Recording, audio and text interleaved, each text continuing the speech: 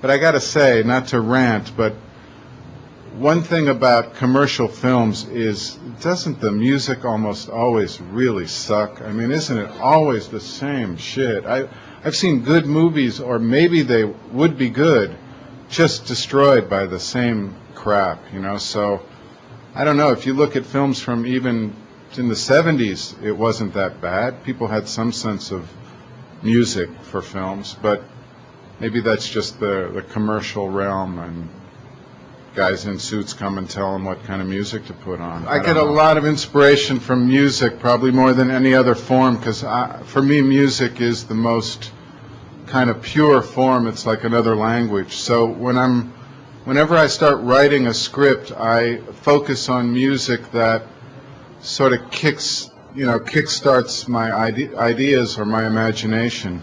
And when I was writing a specific film, Dead Man, I was thinking a lot about the instrumental sections in Neil Young's work with Crazy Horse. That's sort of a psychedelic garage band kind of thing. And I really love that group. It's my favorite stuff that Neil's done. So I was listening to a lot of stuff, and it was inspiring me, and I thought, you know, in an ideal world, my ideal composer for this film would be Neil Young. But I didn't know Neil Young, and I didn't know what to do. So I did send him a script at one point. I never heard anything back. And then while we were actually shooting the film in Sedona, Arizona, Crazy Horse was playing on what happened to be one of our few days off. So I got the crew, we got 35 tickets, and we went to see Crazy Horse play. And afterwards, I went backstage near where Neil's bus was, and I got to meet him very briefly. And I said, I wrote the script, did you get it? And he's like, no. And I said, well, if I send it to you, would you be interested? And he said, probably no. And then he said, well, what's it about? Well, send me a rough cut after you've shot it.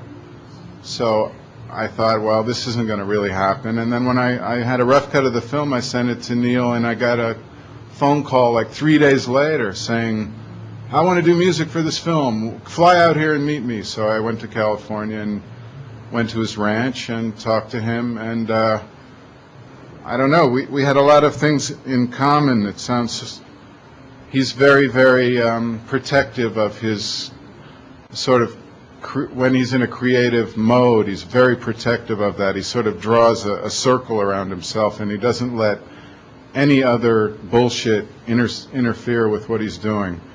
And he's very independent and single-minded and very contrary.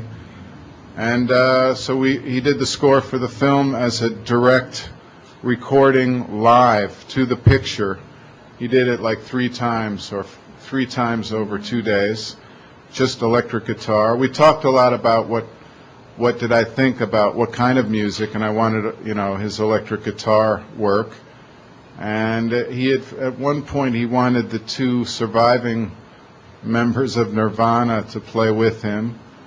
And I liked that idea, but then I also said, what about if you just did it solo electric guitar? And he liked that, and then eventually that's what he did. I did a video with him that I shot on Super 8, and he really liked the look of that. And then he called me up later and said, I want you to make a film. We're going on tour next week. I want you to make a film.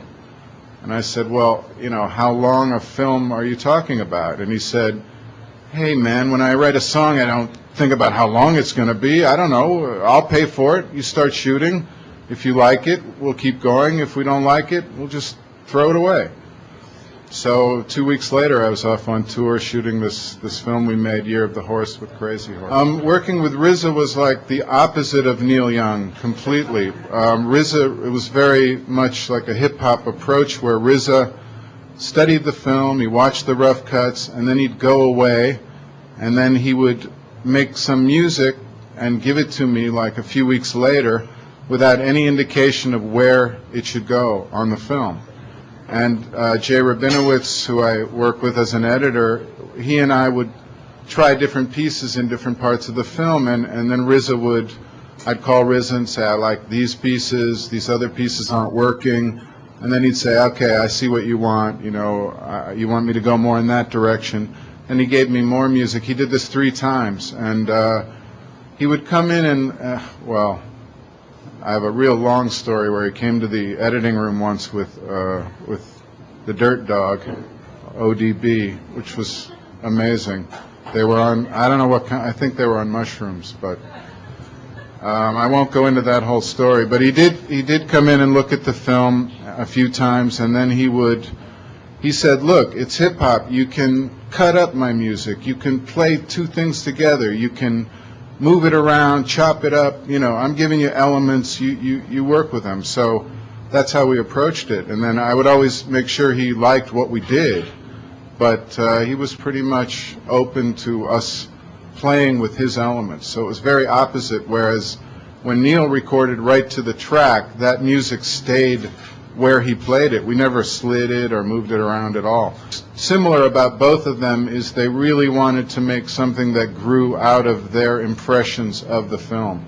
So they were both very much against music that manipulates you or tries to tell you how to feel about something happening, but instead to give another layer of texture that's sort of woven into the film, that grows out of the film, and is not like slapped on top of it. But it was great. I'd love to do something else with RZA. I hope RZA has made some films. I don't know. It's hard to see. He made two Bobby Digital. He made two parts of Bobby Digital and another. And Domestic Violence. He made also like a 20-minute film. I think he's a really great filmmaker. So, in fact, I just sent him a letter today telling him, because he changes his phone number every week. His cell phone. You've reached the cell phone of the RZA. The cell phone customer's box is full. It's always full. Then he changes the number. So finally, I just gave up and sent him a letter to. Yeah, I think a lot that I was supposed to be a musician, but somehow got sidetracked and make films by some, I don't know, circumstance. So to me, editing is really a musical part of filmmaking. It's closer to music than certainly to like literature or writing or painting. I think it's really, really close to music. And I love that about making films. I love the musicality of the editing. I only know how to do things my own way, so I just proceed that way, which means that I have my own way of financing my films. I have Final Cut on all my films. I own the negatives to my films, and I get investors from mostly outside the United States, which is a good way to avoid a lot of. I don't know. I made my first film in 1979 by partly by getting a car loan and using the money for the film. But there are a lot of ways to do it. You can have people invest in it, and then they're part owners in the film. So if it does make money, they get money returned to them. Or you could rob someone, max out a bunch of credit cards, and then change your identity. I don't know. But the most important thing is to just make something that you want to make. I mean, we're lucky that we have like new forms like digital video or ways that you can bypass those guys with suits that want their money back, and so the most important